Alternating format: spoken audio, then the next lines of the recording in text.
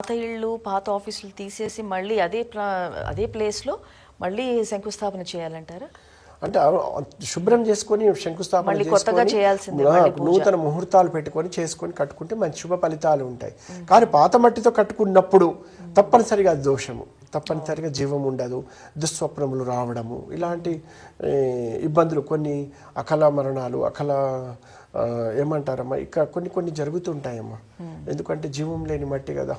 ఎందుకంటే జీవం లేని మట్టిలో ఎలా ఉంటుందంటే క్రిమి కీటకాలు రావడము, చీమలు లోపలికి వెళ్ళిపోవడము, అవి గృహాలు ఏర్పాటు చేసుకోవడము, అంత సెట్ కాదు, మనం అనుకున్నంత సెట్టింగ్ కాదనమాట. అది ఒక టెక్నికల్గా మనం ఆలోచన చేసినా కూడా.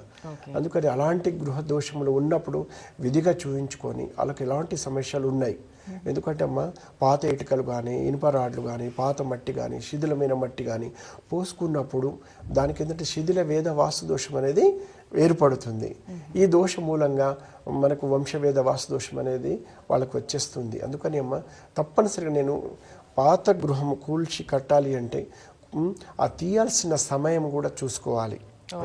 ఒక గురువుగారి సలహా తీసుకొని దాన్ని ఏ విధంగా తీసేసుకోవాలి, తీసుకునేటప్పుడు ఎక్కడి నుంచి మొదలు పెట్టాలి, ఎలా శుభ్రం చేసుకోవాలి, నూతన గృహ నిర్మాణం ఎప్పుడు గావించుకోవాలి, తీసిన తర్వాత ఎంత టైంలో గావించుకోవాలి, స్థలశుద్ధి ఎలా చేసుకోవాలి, ఇలాంటి కొన్ని విషయాలు తెలుసుకొని చేసుకుంటే వాళ్ళకు కూడా మంచి ఫలితాలు ఉంటాయి.